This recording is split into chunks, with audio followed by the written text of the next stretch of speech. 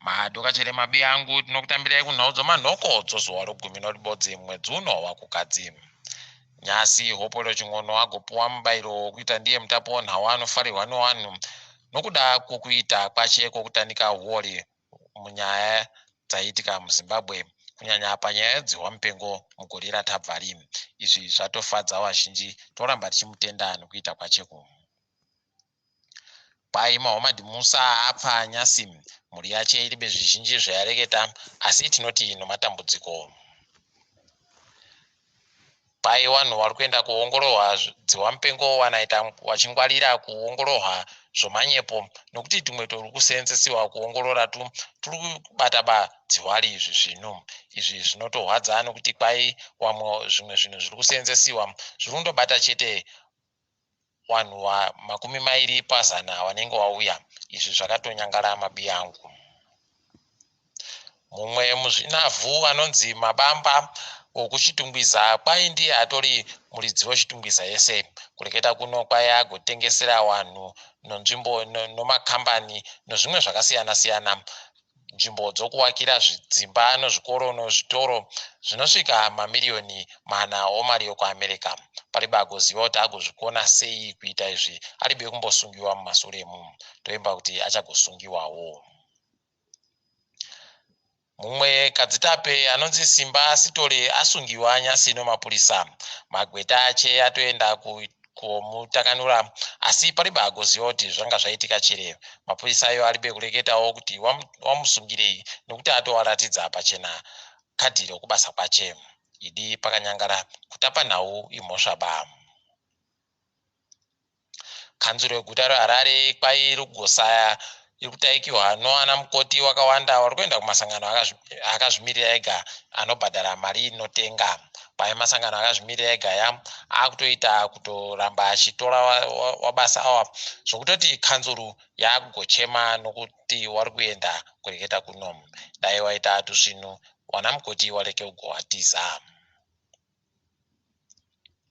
Mapurisa apfidza Nyasi wanyora gwaro rokutoti wachazviita zvokusunga pwere somupikicha wawakanga uri kutenderera padandemutande. Tinoemba kuti wachagoita kuti wakanga wasungawo wagoripisiwe nokupinziwa panyahwa kureketa kuno. Kwai vanhu vomuZimbabwe vachagobhadhara mari yakawanda kana vari kuda kutenga zvinhu zvokuseenzesa padandemutande pamusika weApple. Izvi kwai musika uyu waisiwawo kuti ugobvisa kamutero kanoita zvikamu 14 kubva muzana nehurumende yedu iyi. Idi pakanyangara paribe chiri kusara gore rino. Pai musika wemari wokuAmerica unotengesiwa nehurumende uri kushota mari inosvika mamiliyoni okuAmerica 20 anopfumbamwe omadhora. Izvi zvakatooma mabi angu nokuti kwai mari dzavari kupuwa makambaniwa nomari dzavari kuzoseenzesa kutenga dziri kutadza kuningisika zvino. Toimba kuti bhangi gururi richagoita tusvinu kuti zvireke kugoitika izvi. Mumwe akaremara anofamba nokumhanya nocheya ino mavhiri aita mukurumbira Nyasi akahwina mujaho wanga wachimhanya wongoriwo mamita anosvika 700. Toramba tichimutenda Margaret Bangajena nokusimudzira mureza wedu.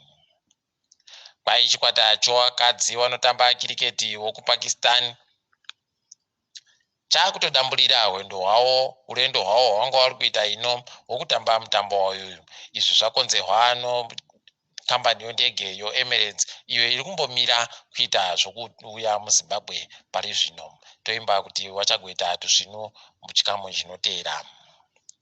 Tiringe hedu dzopasirese. Kwai nyika yeSouth Africa yakuda kuchivhura pokare mazambuko avo kuti vanhu vagone kugopinda nokubuda pachena zviribe kana kunetsana. Kwai izvi vari kuzviita asi zviga zvokuongororwa kuti vanhu vari bedziwa mupengo chere zvicharamba zviri kuitika. Wazhinji watobva wafara kureketa kuno.